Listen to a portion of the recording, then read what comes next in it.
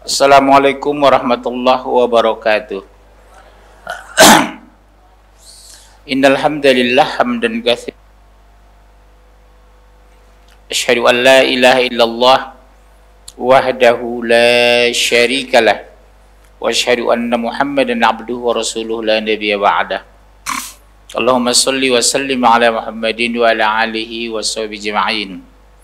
Faqala ta'ala fil Qur'anil Karim, a'udzu billahi minasy syaithanir rajim. Ya ayyuhalladzina amanu taqullaha haqqa tuqatih wa la tamutunna illa wa antum muslimun. Amma ba'd. Para bunda muslimah yang insyaallah ibu-ibu yang bertakwa, hari ini yang pertama kita syukuri apa bun? Nikmat apa? Iman dan Islam. Kedua, nikmat sehat. Yang ketiga, nikmat sempat. Ada orang yang sehat tapi tidak ada kesempatan, ada yang sempat tapi sayang dia tidak sehat. Kita hari ini diberikan nikmat iman Islam, nikmat sehat, nikmat sempat, sehingga bisa mengikuti pengajian yang menguntungkan dunia dan akhirat, insya Allah. Ibu-ibu sekalian,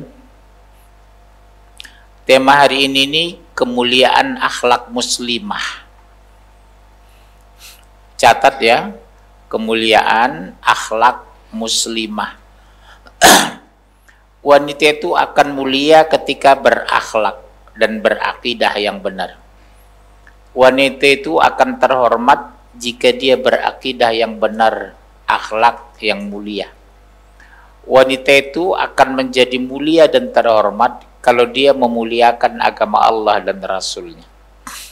Sebaliknya, kehinaan wanita itu ketika dia lari dari agama. Hidup Islam tapi tidak berhijab. Punya suami tapi suka meninggalkan suami. Punya anak tapi tidak membina anak. Punya uang tapi tidak gemar bersedekah. Punya rumah besar tapi tidak ada pengajian. Banyak kan punya rumah besar, tapi tidak pernah ngundang ustadz. Banyak punya uang, tapi belum tentu mau sedekah. Punya hijab belum tentu dipakai. Ada.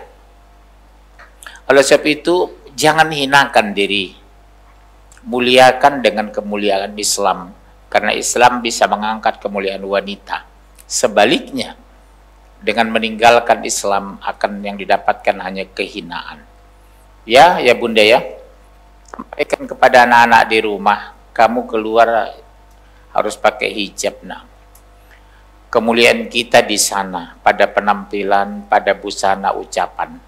Ketika kamu ucapan tidak terkontrol, busana muslim tidak dipakai, kemuliaan kamu akan diangkat oleh Allah, yang ada hanya kehinaan. Manusia tidak akan pernah menghargai kamu sebagai wanita. Baik, bagaimana agar wanita itu mulia? Otomatis yang pertama dicatat, taat menjalankan perintah Allah. Kalau kita mentaati perintah Allah, kita akan dimuliakan oleh Allah. Diberikan ketenangan jiwa dan kedamaian. Al-Quran surat 4 ayat 34. Kasih mic-nya Mas Arif. Mana mic? Satu lagi. Mic-nya ada. Surat 4 ayat 34. Baca terjemahan.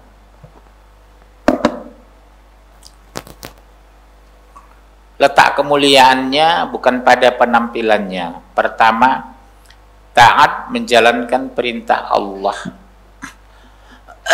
Ya.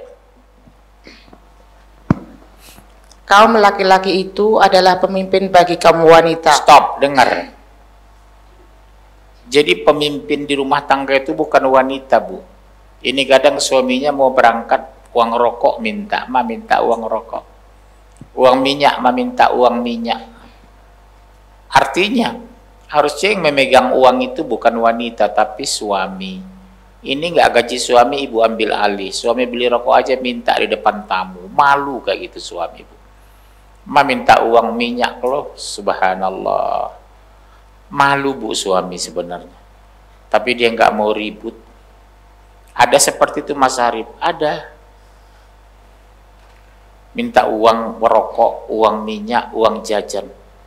Persis seperti anak kecil diperlakukan di rumah suami. Ibu dosa besar. Kalau ibu transfer gaji sama ibu, asingkan Pak, kira-kira kebutuhan Papa untuk minyak, rokok berapa? Sekian, udah kasih sekaligus. Jadi nggak minta uang di depan tamu. Nggak punya harga diri nanti suami itu. Ma minta uang dong untuk minyak. Minta uang, ma minta ini. Subhanallah. Terus. Oleh karena Allah telah melebihkan sebagian mereka laki-laki atas sebagian yang lain wanita. Apa kelebihannya? Bentuk fisik, karena akan melindungi ibu. Kedua, pendapatan akan membiayai ibu. Yang kita wibawa karena akan mengatur anak dan istri. Allah lebihkan memang laki-laki itu dari bentuk fisik lebih kekar. Dari bentuk uang dia punya gaji.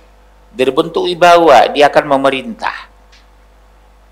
Jadi yang memerintah anak itu seorang ayah. Jangan sampai ayah tidak punya harga diri di rumah tangga, dia tidak punya wibawa di rumah tangga. Anak tidak segan sama ayahnya. Banyak itu kan.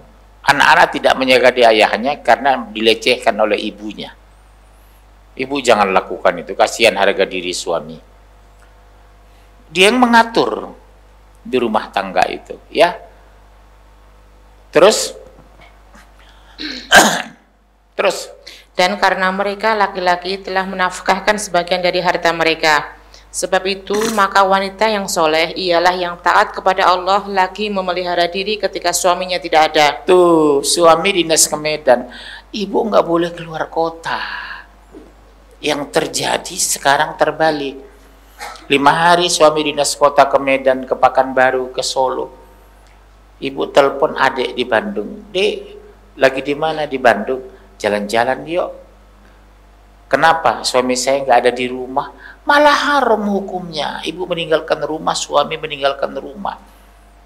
Menjaga suami dan harta suami itu perintah Al-Quran.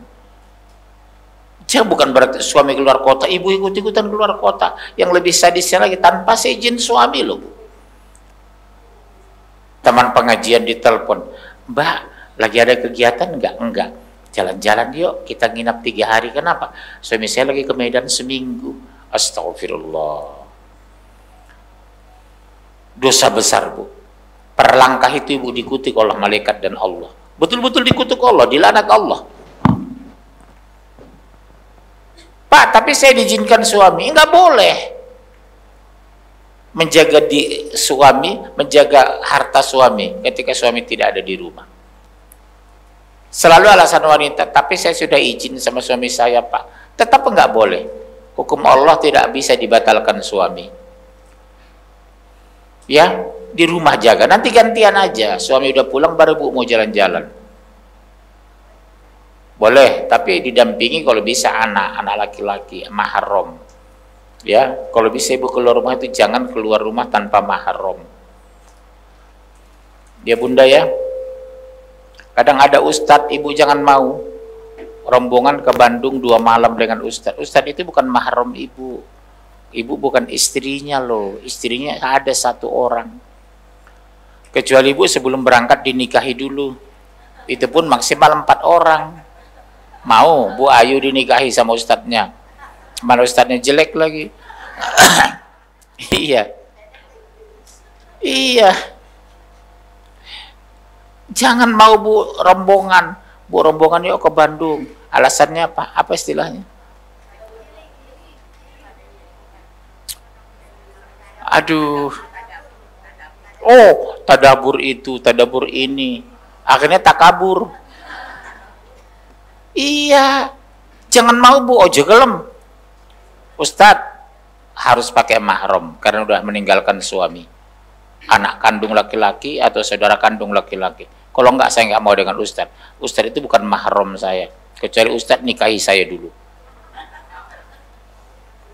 Itu pun bolehnya maksimal menikahi jamaah dia.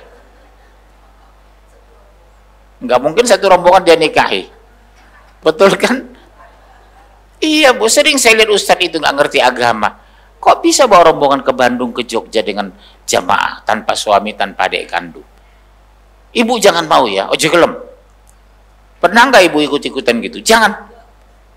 Enggak Ustadz, saya nggak mau berangkat tanpa mahram, tanpa suami saya atau anak kandung saya atau adik kandung saya laki-laki yang sudah baligh. Haram bu, itu haram, dosa besar. Bermalam-malam meninggalkan suami tanpa mahram. Mana suaminya jelek lagi, kasihan. Iya bu, kasihan, udah tua jelek belagu, ketuban, kecil tua bandel. Ya, terus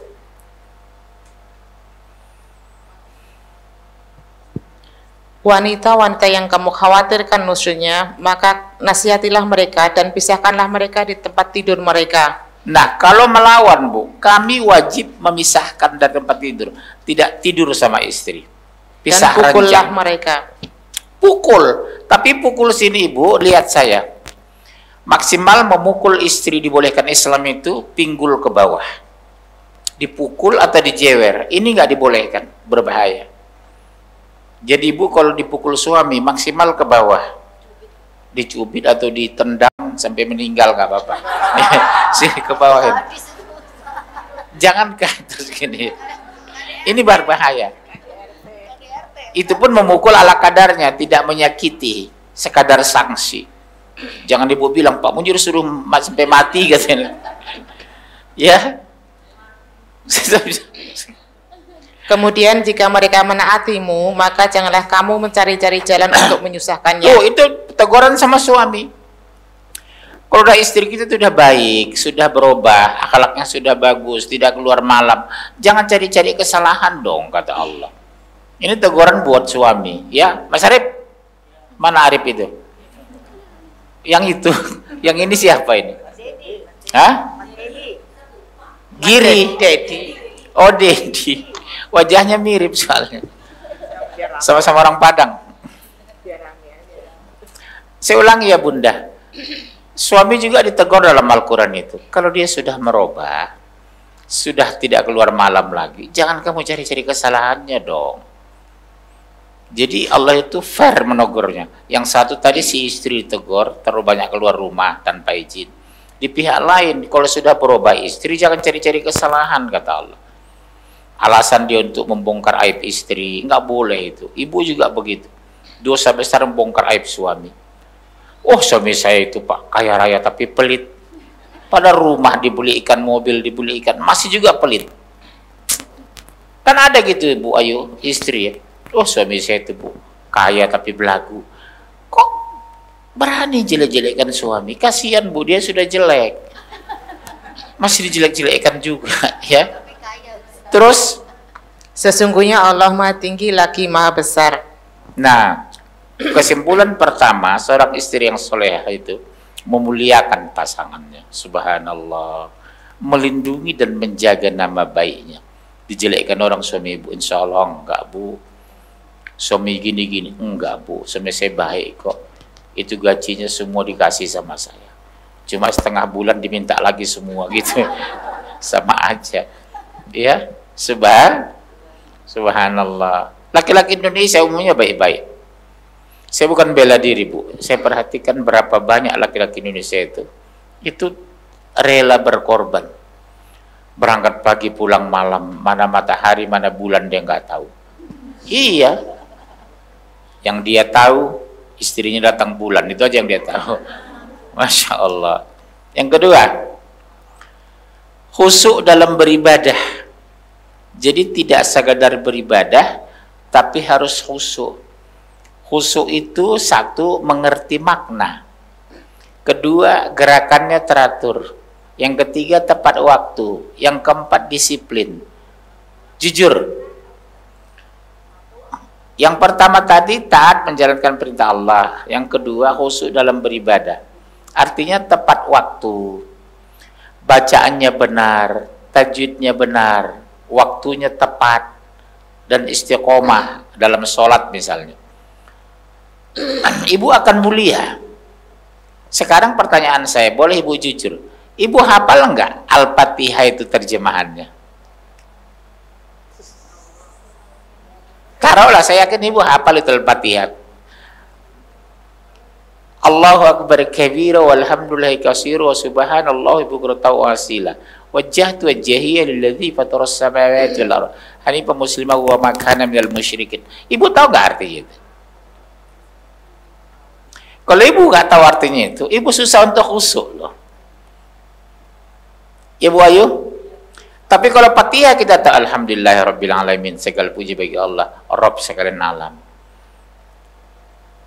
Bismillahirrahmanirrahim, dengan nama Allah Maha Pengasih lagi Penyayang. Maliki yaumiddin, yang menguasai hari pembalasan. Kita menikmati bacaan itu, Bu. Tapi kalau kita tidak tahu artinya, Allahummaghfirli warhamni wadini wa'afini wa'fu anni. Ibu ngerti nggak artinya? Ibu nggak ngerti, kita susah untuk khusyuk nanti. Ya Allah, ampuni aku, maafkan aku, kasihani aku. Jadi kita bisa khusyuk. Ibu nanti belajar lagi nggak apa-apa di rumah, ya.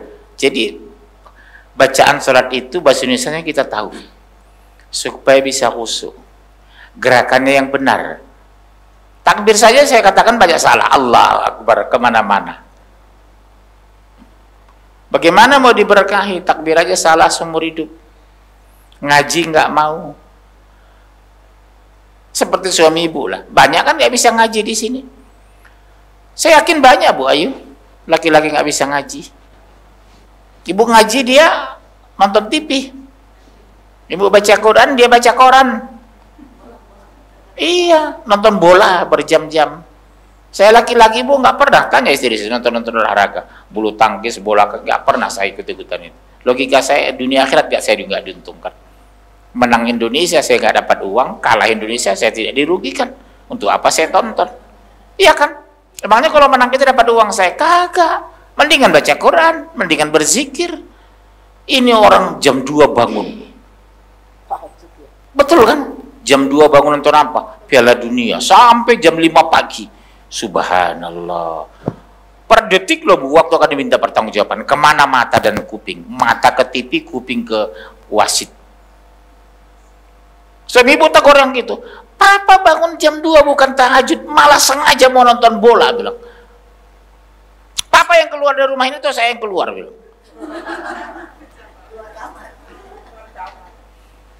Iya, tapi ambil dulu surat deposito gitu loh. Dia nggak berani keluar, uang tabungan di tangan ibu kan.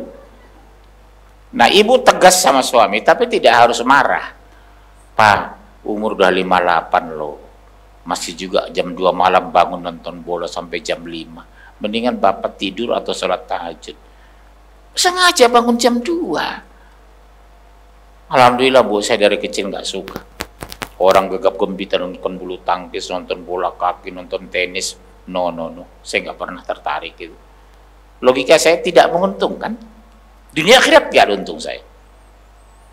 Hanya kepuasan pribadi ya Pak. Iya kan, puas ya kalau udah gol Indonesia menang, waduh. Tapi kalah, kena jantung meninggal. Ada kan gitu. Kalah apanya? Favoritnya, kena jantung meninggal. Mati goblok deh itu. Magop namanya, mati goblok. Iya Bu. Bikin emosi Bu ini. Terus surat 23 1 dan 2.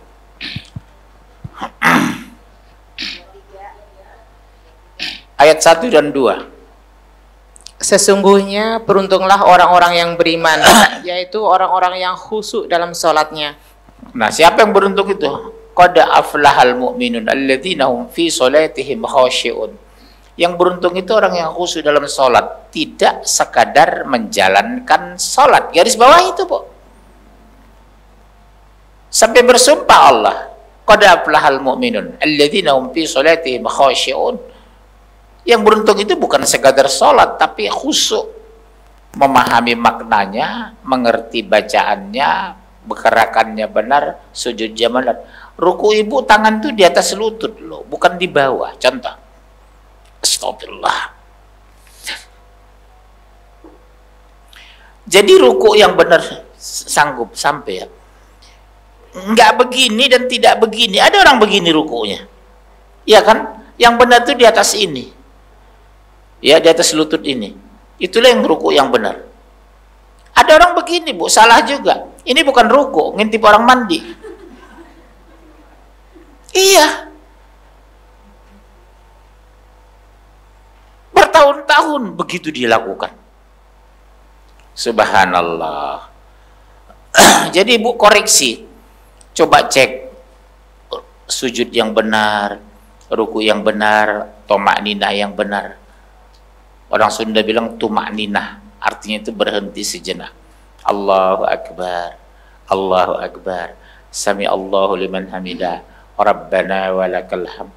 Dari sujud itu duduk dulu sebentar, 3 detik, 4 detik, baru bangkit. Bukan dari sujud langsung naik. Masih banyak saya perhatikan orang dari sujud langsung naik dia. Padahal duduk dulu. Allahu Akbar, baru Allahu Akbar, baru berdiri. Ini dari sujud langsung berdiri tanpa istirahat sebentar. Namanya tomakninah. Ya bunda ya, sederhana kok, tapi fatal. Itu rukun sholat loh tomakninah itu. Nah, terus ayatnya. Udah. Sekarang yang ketiga, siapa wanita yang dimuliakan Allah selalu mengingat Allah? Surat 13 ayat 28.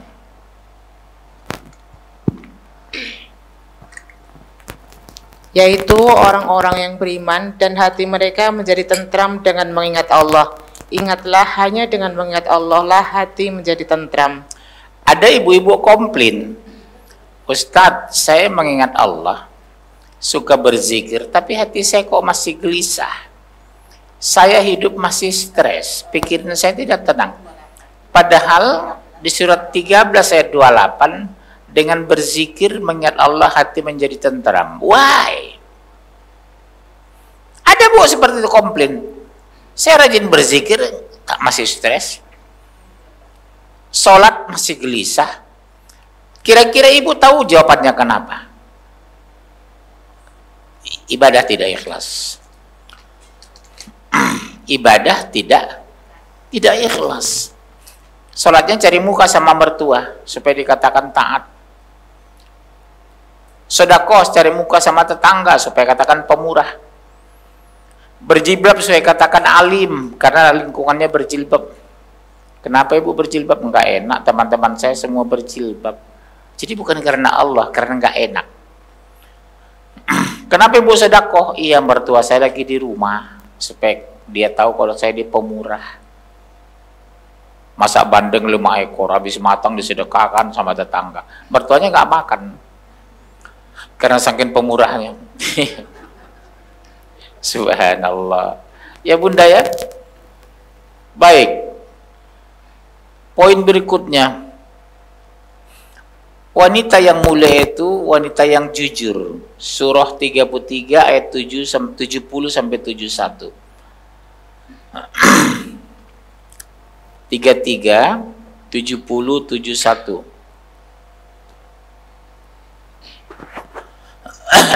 Hai orang-orang yang beriman, bertakwalah kamu kepada Allah dan katakanlah perkataan yang benar. Niscaya Allah memperbaiki bagimu amalan-amalanmu dan mengampuni bagimu dosa-dosamu. Dan barang siapa menaati Allah dan Rasulnya, maka sesungguhnya ia telah mendapat kemenangan yang besar. Coba lihat bu, dosa kita diampuni, kesalahan kita dimaafkan, amalan kita diperbaiki. Kalau kita bisa biasa jujur. Tapi zaman sekarang yang susah itu mencari orang jujur. Orang pinter banyak, orang pandai banyak, orang berilmu banyak, sarjana S3 banyak. Yang susah saya cari sekarang orang jujur, pejabat yang jujur.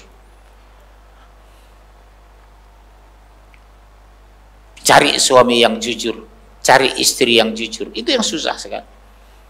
Uang belanja dikasih sama ibu 100.000 sehari, yang dibeli tahu tempe, 60.000 disimpan tuh beli baju, ngangsur beli kerudung. Suaminya tiap hari makan sayur asam, asam wajah suami itu. Iya bu, dikasih 100.000 untuk dipakai untuk belanja, beli ikan 60.000, sayur 20.000, lalapan 20.000. Pas sebenarnya sudah 100.000 itu, tiap hari bisa makan ikan suami. Ibu cuma pakai 40.000, 60.000 ngangsur kredit hijab, si sesa. Ya, kenapa? Iya. Ibu pakai itu jilbabnya. Iya. Masya Allah. Ibu bangga punya jilbab mahal. Nggak tahu suaminya wajah udah keasam. Cuma suami kadang sabar, nggak mau ribut lah. Iya, ibu kira suami ibu itu nggak itu. Tersinggung gitu, uang belanja dipakai untuk itu. Cuma 40.000 bu. Beli genjer, besok kangkung, genjer kangkung, genjer kangkung. Mutar-mutar di genjer bu. Hari ini ditumis, besok ditauco, itu aja. Ya Allah ya Rob, ampuni lah ibu ini ya. Iya, wajah suami kayak genjer itu berkerut gitu. Subhanallah, la haula wala quwwata illa billah. Ibu kira nggak dosa besar? Dosa besar. Kalau ibu pelakunya di sini pulang minta maaf, Mas minta maaf ya Mas, kasus genjer-genjer itu gitu. Iya, selama ini terus terang ya Mas, cuma 30.000 saya pakai itu, 70.000 untuk beli jilbab, beli mukena, beli sepatu. Ibu kalau ke mall kan, gelisah dompet itu kalau melihat hijab, sepatu, tas diskon. Panas saja dompet itu. Terutama hijab, sepatu dengan tas. Nggak bisa lihat diskon perempuan. Kalap langsung. Makanya Bu Ayu, saya tidak pernah bawa istri ke mall. Mall jalan sendiri. Habis dompet saya goyang gitu. Gemetaran dompet itu. Nggak bisa lihat diskon. Terutama tas, hijab, sepatu. Kalau saya sepatu saya buru-buru cuma 2. Kalau wanita bisa 20. Hijab 118. Iya. Umumnya ibu hijab itu tidak ada di bawah 10. Betul? Kalau kami biasa baju 2. Arif itu mana ganti-ganti bajunya itu bertahun-tahun. Nggak ganti-ganti baju mereka ini. Cuma 2 bajunya itu. Iya. Itulah kami laki-laki. Macam saya lah, mungkin bulan depan saya pakai lagi kemari. Nggak ada malu saya. Ya nggak malu lah bajunya 20. Kalau ibu-ibu subhanallah. Saya lihat di rumah soalnya. Saya lihat satu lemari hijab. Astagfirullah, la haula wala quwwata illa billah. Sesuai warna baju kan. Baju biru, jilbab biru. Rok merah, jilbab merah. Rok kuning, jilbab kuning. Kok kami mau biru kayak mau coklat kayak inilah baju. Belum kaos kaki ya. Padahal nggak dilihat orang loh. Kira-kira tahu nggak kenapa Bu Ayu begitu? Kenapa cenderung wanita begitu? Iya itu yang benar. Mungkin kodrat wanita itu ya. Iya. Nanti bulan depan dan lagi jilbab ibu. Padahal cuma sekali sebulan ketemu dengan saya. Kenapa ya Allah? Why? Iya. Subhanallah. Iya, kami laki-laki. Arif ini lah 2 bajunya. Berapa Arif bajunya? Jadi subhanallah. Ya, terus ayat 7 udah 13:28. Kemudian surat 33:70-71-nya. Sekarang 5 sabar, surat 2153. Jadi wanita yang mulia itu penyabar. Surat 2153. 2153. Hai orang-orang yang beriman, mintalah pertolongan kepada Allah dengan sabar dan mengerjakan sholat. Sesungguhnya Allah beserta orang-orang yang sabar. Tapi tidak sekadar sabar pun, sabar dan sholat, sholat tapi sabar. Ada orang rajin sholat tapi pemarah. Ada orang sabar tapi sayang tidak sholat. Coba Bu Ayu ke Jogja, Solo, orang-orang Kejawen kan gak sholat. Tapi penyabarnya Masya Allah. Pemurahnya subhanallah. Kalau saya pulang ke Jawa itu, begitu buka pintu mobil di belakang, udah penuh dikasih beras, kasih itu. Tapi nggak sholat mereka itu. Pemurahnya Masya Allah, sabarnya subhanallah. Tapi tidak sholat. Jadi yang diperintahkan Islam itu sabar dan sholat, sholat dan sabar. Itu yang sempurna. Ada orang Bu, sabarnya Masya Allah, kita salut. Tapi sayang tidak sholat. Ada sholatnya nggak tinggal, tapi gampang marah. Bu Ayu contohnya misalnya, ini bisa. Iya, gampang aja marah. Itulah kita, iya kan. Masya Allah. Manusia ya. Jadi ternyata yang paling terbaik itu orang penyabar dan sholat. Sholat tidak tinggal, penyabarnya kuat. Ya, Masya Allah. Yang berikutnya, 6, berakidah yang lurus. 6.162. Langsung 6162.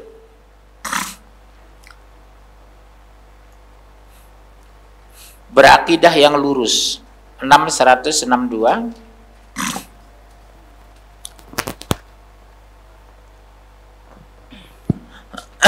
Katakanlah, sesungguhnya solat, ibadah, hidup dan matiku hanyalah untuk Allah, Tuhan semesta alam.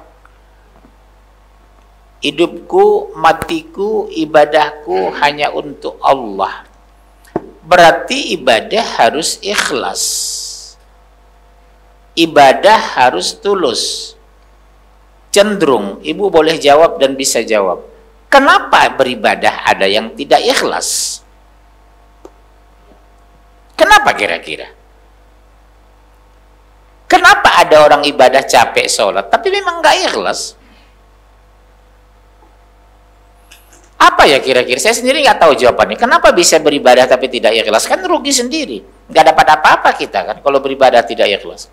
Sedekah tidak ikhlas, sholat tidak ikhlas, saum tidak ikhlas. Mendingan gak usah sholat, saya bilang. Kan nol itu kan. Saum capek, dia haus. 13 jam 15 menit haus lapar, tapi tidak ikhlas berarti nol. Sholat 5 kali sehari semalam, berwudu segala macam, tidak ikhlas, nol.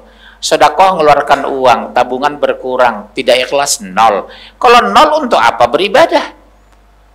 Logikanya sederhana kok. Kalau nol untuk apa beribadah? Gak usah ibu sholat. Sama dengan ibu ngaji nih. Kalau ibu nggak ikhlas berangkat ngaji, di rumah aja ibu. Dampingi suami ngopi, bikin sop kontrol kalau ada uang. Ya, ayat berikutnya. Kemudian akhlak yang mulia, 68 ayat 4. 68 ayat 4. Ya. Dan sesungguhnya kamu benar-benar berbudi pekerti yang agung. Siapa itu? Itulah orang yang berakhlak.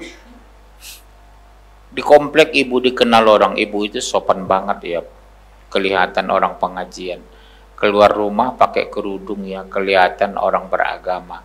Ngomongnya nggak sembarangan ya, kelihatan ngajinya sama Ustadz Munzir gitu. Iya, beda ya ibu itu ya bu. Nggak mau ngomongin orang, jadi orang simpati sama kita. Setiap ada ngomongin suami menjelajah iparnya, maaf ya bu, saya tinggalkan bu, jangan dengar, saya mau berangkat ke Perancis gitu. Kalau bener gitu. Iya, tinggalkan bu, jangan iya bu, iya. Kadang dibumbuin lagi bu, makin enak dia. Iya, saya tahu bu, gitu, memang begitu, memang jelek bu gitu. Kalau udah mulai jelekin orang, maaf ya bu, berdosa. Masih juga ngobrol dia, maaf saya tinggalkan ya bu. Nggak boleh bu ngomongin orang, dosa besar. Jadi orang malah simpati sama kita. Ibu itu Masya Allah, kalau saya ngomongin orang, dia meninggalkan saya itu. Orang luar biasa baik. Bedakan kita ini orang pengajian bunda di komplek. Jadi orang simpati sama kita. Ada makanan kita berbagi. Ibu itu pemurah sekali loh. Setiap hari kalau ada makanan di kulkas pasti ngasih sama saya bu. Kelihatan sekali orang pengajian itu gitu. Kelihatan ibu itu orang-orang beragama gitu. Jadi orang di komplek itu kita dikenal orang baik, dikenal orang pemurah. Ya, jangan sampai orang antipati lihat kita. Jilbabnya jilbab syar'i tapi sombong, diem gitu, kayak bebek lagi malaria. Iya, coba ketemu. Assalamualaikum bu, saya ada ya bunda-bunda di tukang sayur kita ramah. Bapak, anak-anak sehat ya Bu, sehat, Masya Allah, barakallah ya Bu, mudah-mudahan sehat terus. Orang lembut hatinya ketika kita doakan, barakallah ya Bunda, mudah-mudahan bapak sehat. Saya dengar kemarin anak ibu kecelakaan, iya, subhanallah, sabar ya Bu. Enak ya kalau nggak punya teman seperti itu, dia simpati sama kita. Saya dengar bapak sakit ya Bu, masih sakit Bu, udah sehat, alhamdulillah ya Bu, mudah-mudahan tidak sakit lagi. Kita merasa diperhatikan. Kalau bahasa Medannya diuongke, itu bahasa Medan, itu bahasa Jawa itu. Diuongke Bu, iya, peduli sama orang ya. Poin yang kemudian udah tadi, akhlak yang kokoh sudah. Yang terakhir lah, bukan terakhir ya, masih banyak poinnya. Cerdas, 39 ayat 9.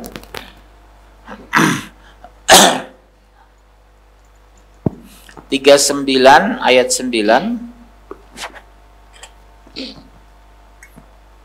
Apakah kamu, hai orang musyrik yang lebih beruntung, ataukah orang yang beribadah di waktu-waktu malam dengan sujud dan berdiri, sedang ia takut kepada azab akhirat dan mengharapkan rahmat Tuhannya? Katakanlah, adakah sama orang-orang yang mengetahui dengan orang-orang yang tidak mengetahui? Sesungguhnya orang yang berakal lah yang dapat menerima pelajaran. Itulah orang yang taat itu. Apakah sama orang yang bangun malam tidak bangun malam? Apakah sama orang beribadah dengan tidak beribadah? Apa sama wanita berhijab dengan tidak berhijab? Ditanya Allah itu. Apa sama orang yang rajin pengajian dengan tidak? Ada kalau ibu rajin pengajian sama dengan mereka. Untuk apa ibu ngaji? Rugi. Iya sama aja kata orang. Sama aja lah ibu itu.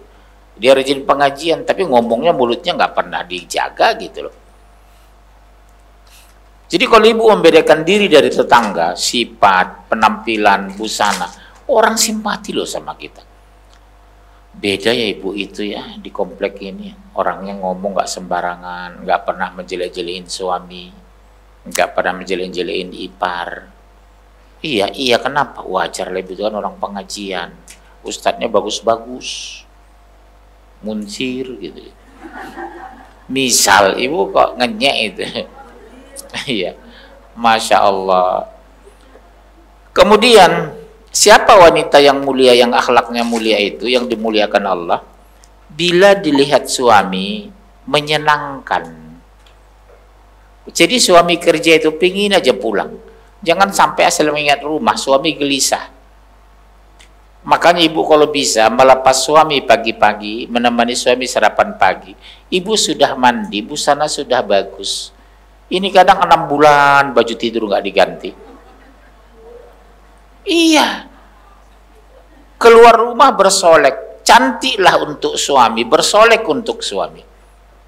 Ini maaf ibu jangan tersinggung. Kalau ke Pesda 1 jam 17 menit itu bersolek di depan cermin. Berapa Bu? 1 jam 17 menit 36 detik mutar itu di depan cermin. Begitu di rumah 6 bulan setengah daster nggak diganti. Enak suami itu, enak. Wajar suami cari wanita di luar, ke diskotik, karaoke.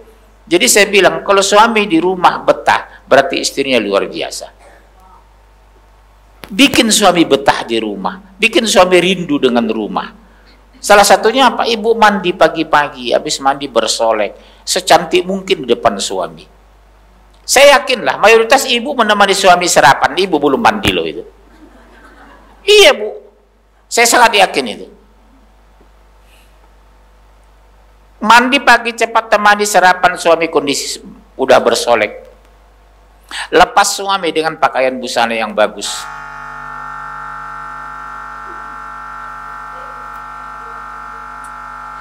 Apa itu? Hah?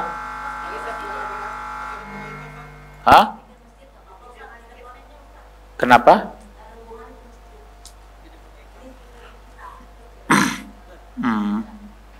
Enggak ada hubungan dengan masjid, tapi suara terganggu, kayaknya kan terganggu saya.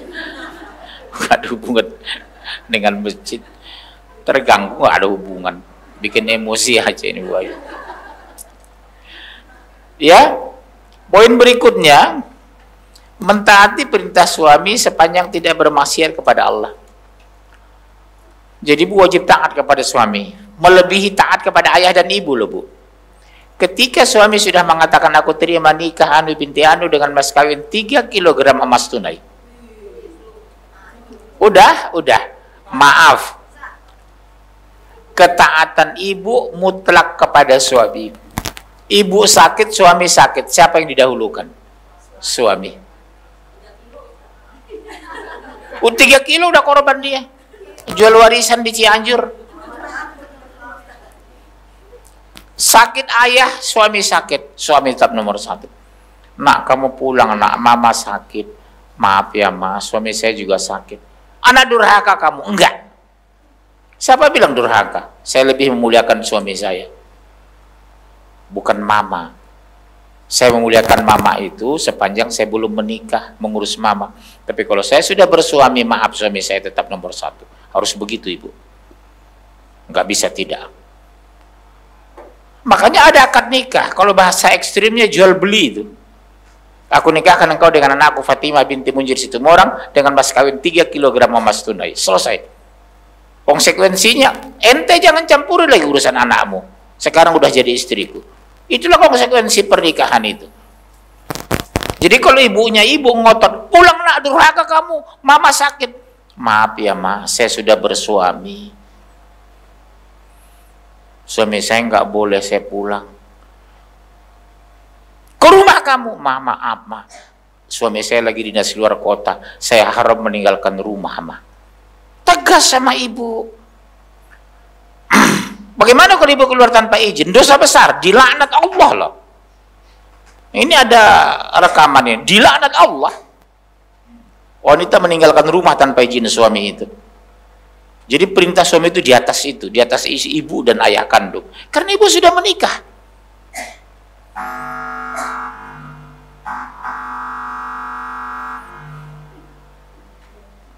Poin terakhir, menjaga harta suami. Makanya kalau suami keluar kota, ibu nggak boleh ke rumah, menjaga rumah. Nanti gantian aja, pulang suami dinas dari Medan seminggu, Pak, izinkan saya mau ke Bandung dengan anak-anak 3 hari. Minta izin aja gitu loh. Jangan begitu suami meninggalkan rumah, ibu diam-diam meninggalkan rumah sama teman akrab. Ya nggak boleh, Bu, haram. Iya, suami saya nggak ada di rumah ke Medan, nggak tahu kok dia. Mbahmu, saya bilang. Dosa besar ente. Ada pertanyaan? Kalau nggak ada kita pulang.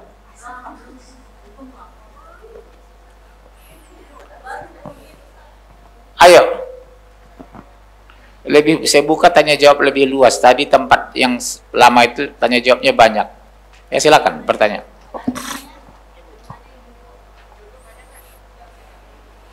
YouTube ada, YouTube tulis saja dulu. Kalau belum ada, YouTube aja.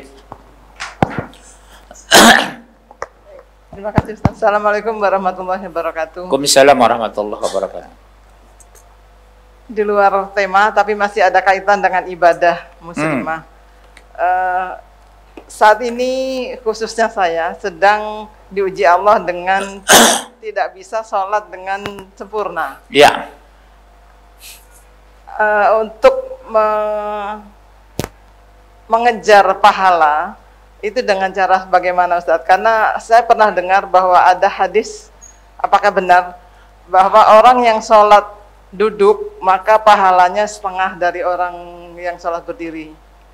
Kemudian orang yang sholat dengan tidur pahalanya setengah dengan orang yang duduk. Apakah hadis tersebut benar? Dan bagaimana untuk mengejar ibadah yang dalam kondisi keterbatasan ini? Karena saya ingin ibadah secara sempurna tapi kondisinya tidak bisa. Khususnya sujud ya. Di mana sujud itu adalah hal yang paling dekat dengan Allah.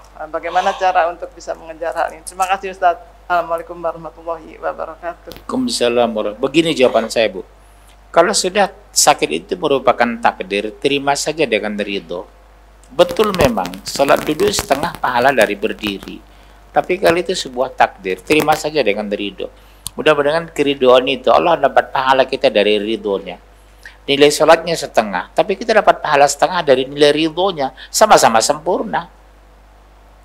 Mungkin memang seperti kata ibu, saya ingin sempurna, sementara saya nggak bisa sempurna sholat karena duduk. Di ridho itulah ibu dapat pahala. Ridho dengan sakit itu. Ya Allah, kalau inilah takdirnya saya harus sholat seperti ini, ya Allah, aku ridho. Udah, ibu dapat pahala besar karena ridho menerima takdir. Sama dengan sholat sempurna pahalanya. Insya Allah, Bu, ya. Yang penting ibu ridho dulu lah. Oke, pertanyaan kedua. Oh ya.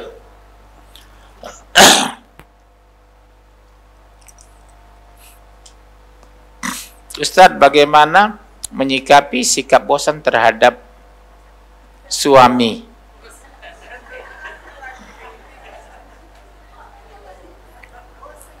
Sekarang pertanyaan saya, bosannya karena apa? Suami karena jelek atau nyebalkan, kan gitu kan? Siapa yang milih suami dulu? Hah? Bisa jadi kena guna-guna kan? Karena setahu saya kalau kita saling mencintai, nggak mungkin bosan dengan pasangan. Iya kan? Kita mencintai itu bukan karena penampilan, tapi karena rasa sayang yang ikhlas. Jadi bisa jadi seperti kata Bu Ayu, kena santet atau disihir supaya dia membenci suaminya, ujung-ujungnya cerai. Ada yang iri.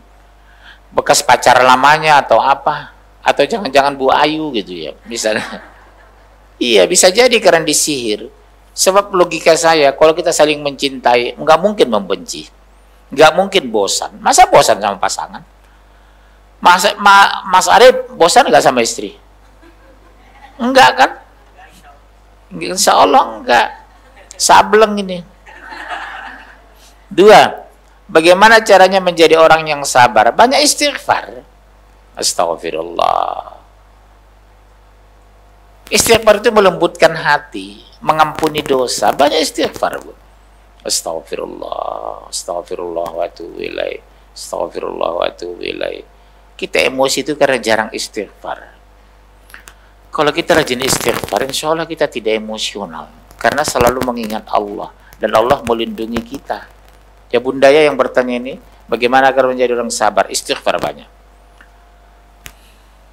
Kemudian, Ustadz, bagaimana hukumnya bayi tabung? Secara hukum sah-sah saja. Sepanjang sudah maksimal tidak punya anak, satu-satunya jalan bayi tabung. Kedua, bukan menitipkan sperma laki-laki di perut seorang ibu, harus sperma suaminya. Hanya prosesnya yang berbeda gitu loh. Tapi kalau menitipkan, maaf, sperma orang lain dari tabung, dari bank sperma dititipkan ke rahim seorang wanita, itu memang nggak boleh. Haram, kan bukan sperma suaminya. Itu iya. Kan ada tabung, apa sekarang, apa namanya itu? Bank sperma kan. Nggak boleh itu. Kalau di barat iya. Misalnya sperma suaminya tidak berkualitas, langsung ngambil sperma laki-laki lain dari bank sperma. Itu ya haram dalam Islam. Kalau suami nggak apa-apa. Ya. Ya kalau yang laki-lakinya nggak benar kan rugi dia. Oke, ada lagi? Ya ibu-ibu, itu YouTube tetap ada. Tapi kalau ada ibu-ibu,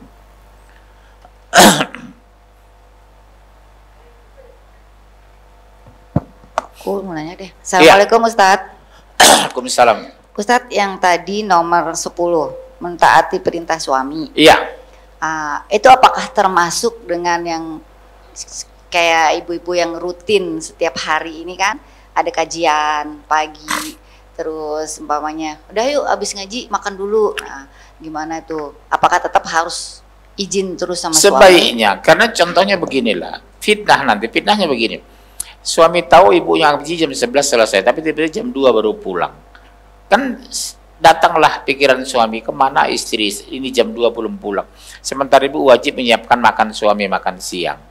Sebagusnya ngomong di telepon, Mas, saya agak terlambat pulang siang ini, diajak teman makan-makan. Itu nggak apa-apa. Saya tetap mengatakan, tetap ngomong sama suami. Karena kadang ibu pulang jam 2, kasihan makan siangnya siapa yang meladeni? Suaminya di kantor, Ustadz. Oh, di kantor. Ya tetap telepon. Telepon di kantor aja. Ditelepon aja. Mas, maaf, habis ngaji boleh ya saya jalan makan-makan diajak Bu Ayu, mumpung gratis Mas gitu. Ya udah jalan aja. Kalau bisa dibungkusin katanya kan. Iya. Udah. Ustadz, bagaimana menyikapi istri yang bermusuhan dengan adik kita? Dinasihatilah. Berarti yang bikin ini laki-laki, ini suami. Istri memusuhi, sama dengan saya misalnya. Istri saya musuhi adik kandung saya perempuan. Kewajiban saya mengingatkan istri, itu adik kandungku loh. Jangan musuhi. Menyakitinya sama dengan menyakiti aku. Diingatkan, Bu. Harusnya dengan ipar itu akrab, bukan bermusuhan. Karena dia adik kandung suami kita. Dia dulu berkorban demi suami kita. Dia nggak kuliah demi suami kita. Muliakan dong adik ipar itu. Sering begitu, maaf. Dari pihak istri yang sering silai begitu. Harusnya ibu tahu. Dia mengalah tidak kuliah dulu. Adik perempuan suami ibu. Asal suami ibu bisa kuliah ke Perancis. Iya. Begitu nikah ibu kaya, ibu pisahkan dia dari abang kandungnya. Dosa besar memang. Jadi kalau bagaimana kalau seperti itu? Nasihati istrinya. Bu, jangan musuhi adikku ya. Sama dengan musuh ya. 20 tahun dia korban dulu demi aku. Ibu tahu nggak? Dia mengalah tidak kuliah, asal aku dulu bisa kuliah. Ada perempuan seperti itu? Ada. Menjauhkan suaminya dari adik kandungnya perempuan, padahal mereka anak yatim tidak punya ayah. Kewajiban. Ya Bu Ayu ya, Bu Ayu yang perlu diingatkan ini. Apa? Ustaz mau tanya Ustaz, kalau misalnya suaminya melarang istrinya, jadi karena suaminya tersinggung oleh adik iparnya yang perempuan, lalu dia melarang istrinya untuk berhubungan dengan adik kandungnya. Karena suaminya tersinggung dengan adik iparnya. Saya jawab, kalau memang punya ipar jahat yang sah-sah saja saya marah sama istri saya. Sah-sah saja Bu. Misalnya istri saya sering ribut kan sama ini adik saya. Sementara yang nggak benar itu istri saya. Atau yang nggak benar ipar saya. Sah saja. Dosa kamu lagi sering-sering komunikasi sama dia. Rusak kamu gara-gara dia.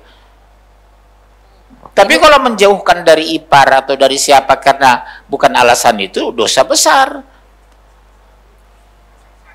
Menjauhkannya karena sang suaminya tersinggung dengan adiknya. Iya, mungkin jahat adiknya mungkin. Ya. Kalau alasan jahat ya sah-sah saja suaminya marah. Dia sampai tersinggung. Tapi kalau yang menjauhkan itu dari ipar atau dari adiknya karena jahat, ya udah silakan aja.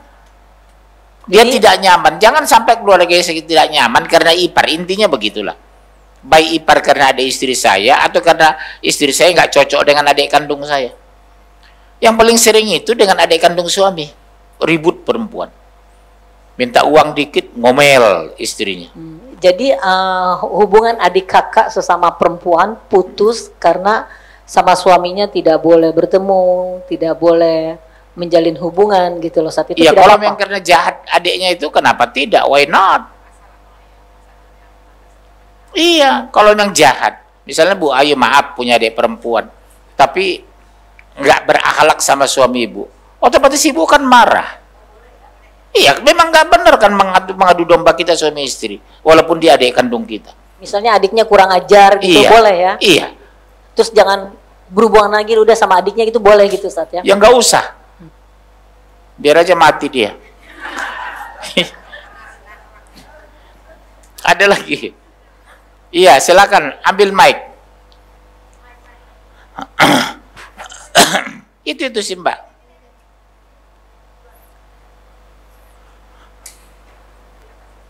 Nyalain. Assalamualaikum Ustaz. Waalaikumsalam.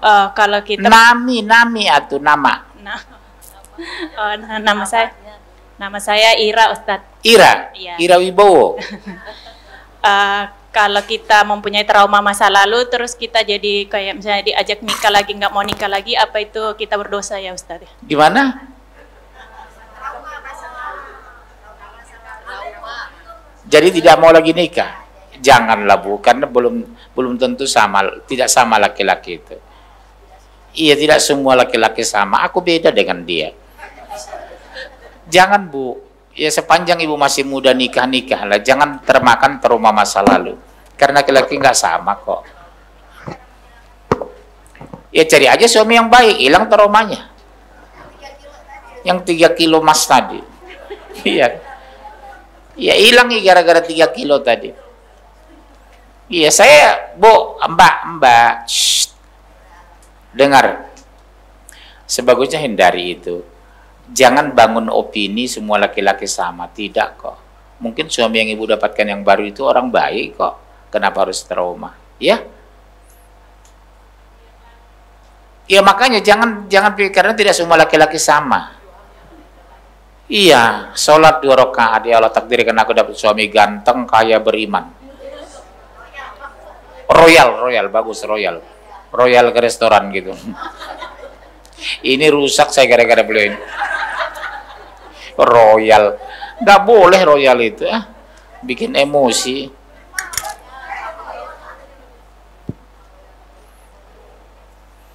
Ustadz, apakah boleh secara syariah istri menggugat suami karena ia pelit? Apakah itu alasan syariah? Kalau kalau pelit untuk kebutuhan keluarga sementaranya uangnya ada tapi tidak ada berubah, boleh. Contoh, gaji saya 10 juta, pengeluaran 7 juta, yang saya kasih cuma 3 juta. Diomongin baik-baik, dia nasihatin nggak mau.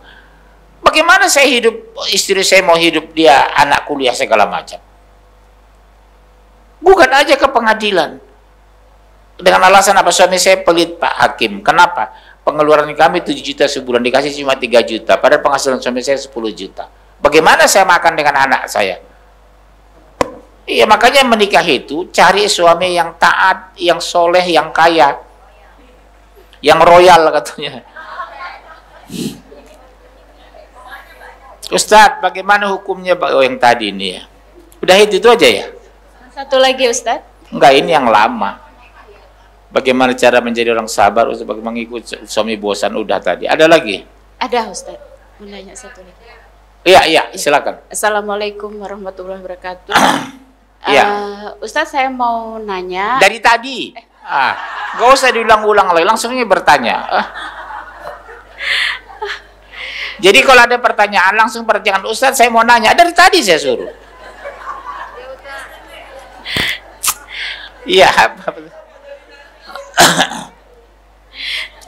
Itu soal kalau kita safar ke Jawa misalnya naik kereta, di kala waktu sholat, apakah kita tetap harus berdiri, Ustadz? Duduk aja. Duduk. Saya sering sholat di kereta, tapi saya ngomong dengan depan sebelah saya supaya jangan ngajak saya ngobrol. Pak, maaf ya, saya sholat dulu. Iya. Ya sudah, tayamum kan. Udah, Allahu Akbar. Jangan berdiri, keretanya anjlok nanti begini. Sebab pernah dengar salah satu ceramah Ustadz itu kalau di kereta tetap harus berdiri katanya Ustadz. Siapa bilang?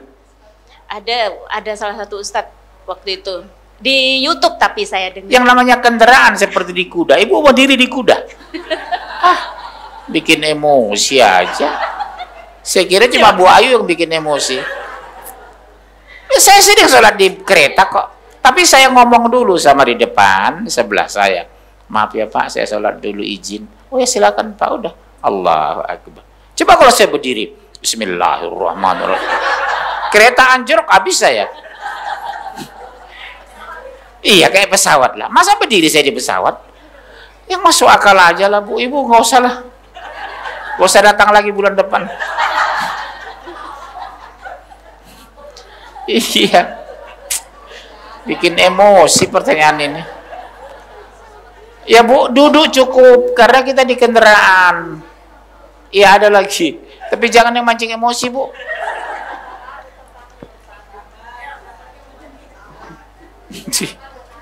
Ada lagi. Ada satu Ustaz. Mana manusianya? Assalamualaikum. Mana orangnya dulu? La ilaha illallah. Ada suara nggak ada makhluk. Sabar ya Ustaz. Iya, Assalamualaikum warahmatullahi wabarakatuh. Waalaikumsalam warahmatullah. Sedikit curhat sedikit aja Ustaz.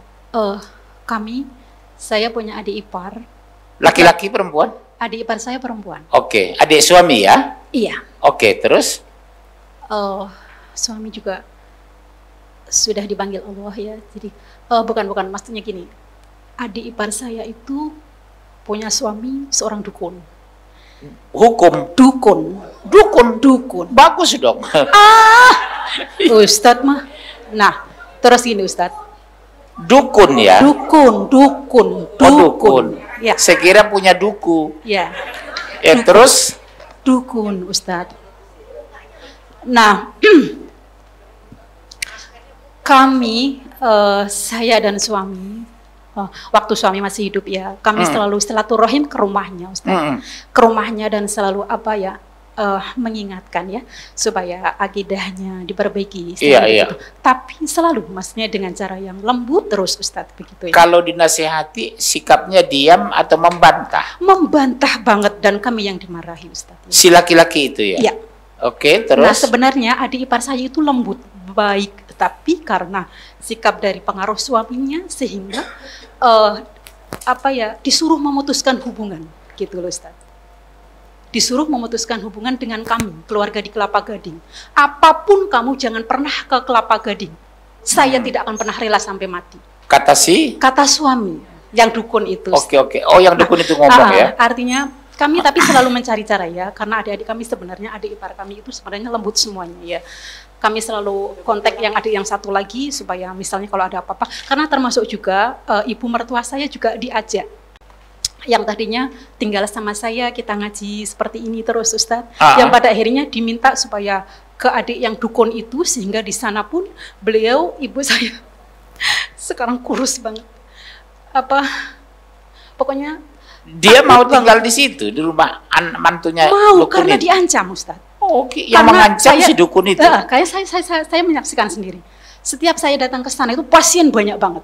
Kalau udah begitu ngendikannya itu kata-katanya, saya dijamin sudah masuk surga nanti, ya kan? Saya bersama Rasulullah. Begitu katanya. Terus, kata adik saya yang dukun itu, ya di ipar-ipar itu. Sehingga sampai sekarang itu nggak ada komunikasi sama sekali Ustadz. Bukannya apa-apa, saya tidak akan pernah ya, demi Allah ya, untuk memutuskan silaturahim, enggak Ustadz. Terus bagaimana Ustadz? Jadi saran saya begini, kalau dengan dukun itu memutuskan silaturahmi juga nggak apa-apa, atau juga dia merusak akidah kita. Tapi jangan dengan istrinya, karena bagaimanapun istri itu ipar kandung ibu. Dengan istrinya jangan pernah memutuskan, karena yang bejat kelakuan itu bukan dia, tapi suaminya. Tapi kalau ibu memutuskan silaturahmi dengan suaminya, tidak penelpon, malah bagus. Karena ibu berefek kalau ibu dekat dengan dia, kan gitu. Saya baru temukan ada cerita seperti itu ya, sampai ngotot segala macam ya. Itu aja saran saya. Dengan ipar jangan putuskan, tapi dengan dia nggak apa-apa, karena dia yang merusak akidah kita ya. Saya juga begitu berteman Bu, kalau saya lihat merusak akidah saya tidak butuh kamu gitu loh. Yang saya butuhkan teman menguntungkan dunia akhirat. Oke? Ya, mana? Ya. Assalamualaikum Ustadz. Waalaikumsalam warahmatullahi. Bagaimana kiat-kiat seorang muslimah yang istiqomah di atas badai Ustadz, dengan permasalahan hidup, agar tidak menjadi seorang muslimah yang futur Ustadz. Biasanya kalau seorang muslimah itu ada mempunyai masalah gitu Ustadz, jadi kadang-kadang malas beribadah dan sebagainya gitu Ustadz. Satu, saran saya supaya jangan futur ibu tahu, lemah, jangan lemah gitu. Satu kiatnya, bersahabat dengan wanita muslimah yang taat. Yang kedua, suka berzikir. Yang ketiga, banyak baca Al-Quran. Kita terpelihara. Ibu kira saya nggak sering difitnah orang. Oh, yang dikatakan itu, dikatakan ini. Tapi saya menanggapi itu secara positif aja. Positifnya dosa gue pindah sama Allah, pahala lu pindah sama gue yang untung. Iya, cari seperti ini kan, maaf. Cari ibu-ibu sini yang rajin ngaji, yang nggak banyak ngomongin orang, yang kerudungnya, hijabnya syar'i. Kita insya Allah terpelihara. Persahabatan sangat mempengaruhi kualitas hidup kita loh Bu.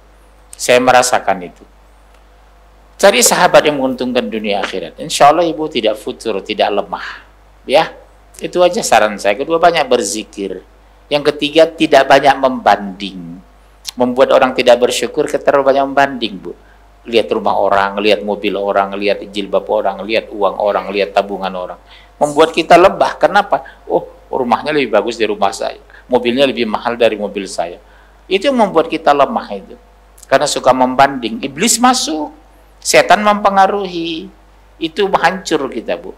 Syukuri aja lah, walaupun uang kita cuma 5 miliar. Syukuri. Kalau ada ya. Itu Bunda, memilih sahabat. Teman boleh semua, sahabat jangan. Teman boleh semua, tapi sahabat jangan. Harus berkualitas. Di sini kan nggak mungkin semua jadi sahabat. Belum tentu semua ibu-ibu orang baik ini. Saya bukan iya belum tentu, Bu. Saya nggak ada jaminan ibu semuanya orang baik. Ada yang pura-pura baik, purba. Hah?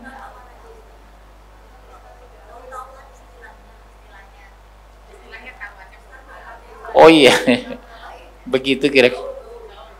Iya gaul bang. Iya, pertanyaan terakhir. Iya, udah 1 jam lebih. Masjid mau dipakai. Ada pertanyaan? Ada kata Bu Ayu. Sini. Sini.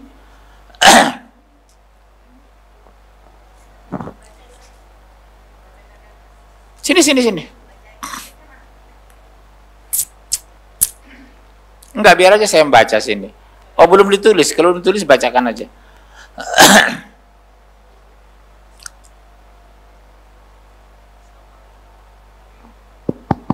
Assalamualaikum Ustadz. Ya. Apa benar kalau kita takut ria justru harus dilanjutkan amalnya, bukan tidak dilanjutkan melakukan amal tersebut? Bagaimana Ustadz? Takut apa? Ria Ustadz. Ria. Jadi kita beribadah takut ria Ustadz. Oh, kalau masih dalam batas takut berarti bukan ria. Itu setan yang masuk.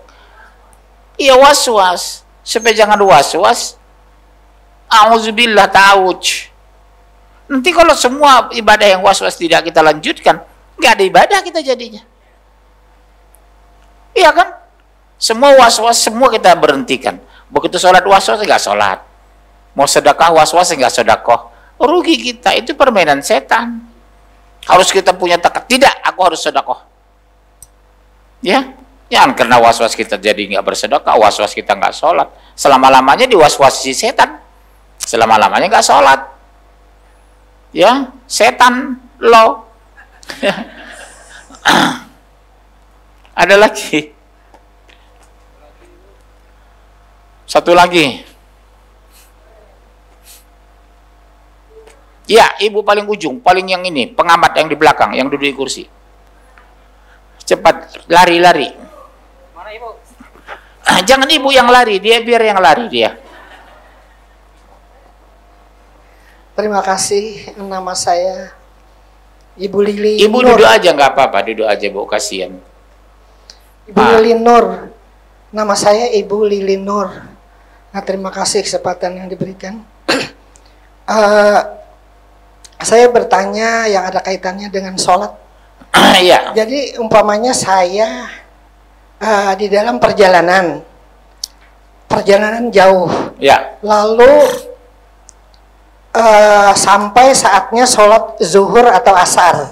Ya. Kemudian saya untuk ini apakah saya sholat di mobil dengan tayamum atau saya menunggu perjalanan jauh sampai di masjid? Begitu pertanyaan saya. Terima kasih Ustadz. Iya, terima kasih Bu. Perlu dijawab? Perlu banget iya. Ustadz, karena saya sering di perjalanan. Kalau dalam perjalanan jauh, jamak qashar tayamum saja. Saya sering di mobil. Bismillah. Nggak usah saya perjalanan jauh. Saya ngisi Tanah Abang udah kesorean. Saya tidak sholat asar. Udah jamak qashar Tanah Abang saya. Enggak apa-apa. Karena kita enggak khawatir. Iya kalau tidak macet. Kalau macet sampai pedalaman. Waktu asar habis, zuhur asar. Habis sholat kita. Mendingan jamak qashar di awal waktu. Kapan? Di waktu zuhur. Oh, kita belum ketemu air Ustaz, belum ketemu masjid. Tayamum di mobil. Kita nggak bisa prediksi, Bu. Saya selalu begitu. Oke lah, kalau sampai di sana asar sudah habis, zuhur sudah habis, hilangkan sholat kita. Mendingan di awal sholat zuhur tadi kita langsung tayamum jamak qashar. 2 salam, qomat lagi, langsung 2 lagi. Niatkan zuhur dan asar. Selesai, 2-2. Karena dalam perjalanan, kalau mau berjalan belum berjalan, dijamak tapi tidak qashar. Contoh, saya mau berangkat.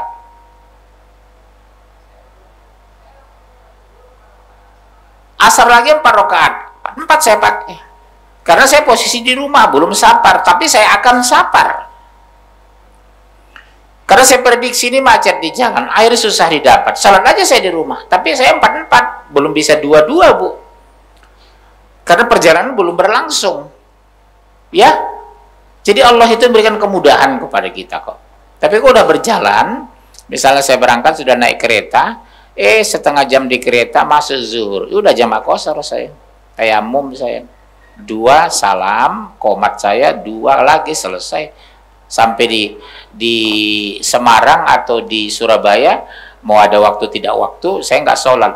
Nah, bagaimana kalau kita mampir pipis, buang air di masjid, tiba-tiba mereka sedang sholat asar, ikuti aja, nggak apa-apa. Iya, ikut aja. Iya, kita ikut aja salat asarnya, nggak apa-apa. Tapi kalau ibu nggak ikut nggak apa-apa, sudah jamak qashar. Jelas? Jelas Pak Ustadz. Iya, kalau saya sih kadang saya ikut lagi sholat itu, dapat pahala double saya. Kata Rasulullah, pahala tambahan buat kamu. Jadi pernah zaman Rasulullah, Bu Ayu, begini. Si beliau ini udah jamak qashar di jalan. Sampai di Mekah, Rasulullah sedang sholat. Mereka ngobrol di belakang, Rasulullah sholat dengan sahabat. Tiba-tiba Rasulullah mengatakan, kenapa kamu tidak sholat? Kami udah sholat jamak qashar Rasulullah. Alangkah bagusnya kamu ikut sholat tadi, dapat pahala tambahan, kata Rasulullah. Iya, jadi saya juga mengikut itu, ikut hadis itu. Jadi kalau saya pergoki, saya sedang pipis, saya lihat Masya Allah, orang sholat asar, saya ikuti aja sholat asar. Jadi dapat pahala tambahan. Insya Allah, namanya uang tambahan enak, apalagi pahala.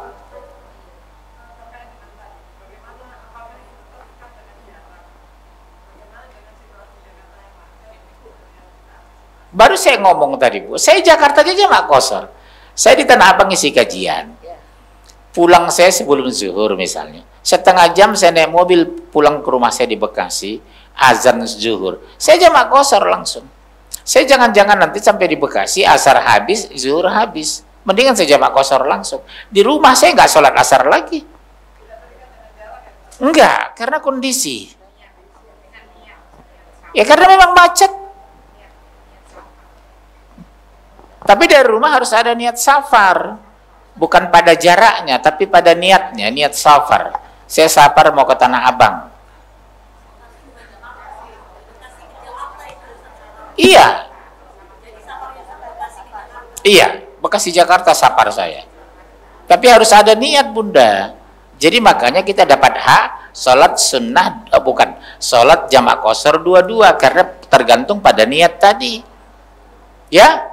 Wallahu a'lam bishawab. Cukup? Saya kira cukup sekian. Terima kasih. Mudah-mudahan ibadah kita setiap hari akan lebih baik. Mudah-mudahan keluarga kita keluarga yang sakinah, mawaddah, warahmah. Baik, terima kasih. Doa kafaratul majlis. Subhanakallahumma bihamdika asyhadu an la ilaha illa anta astaghfiruka wa atubu ilaik. Sampai jumpa insyaallah bulan depan. Assalamualaikum warahmatullahi wabarakatuh.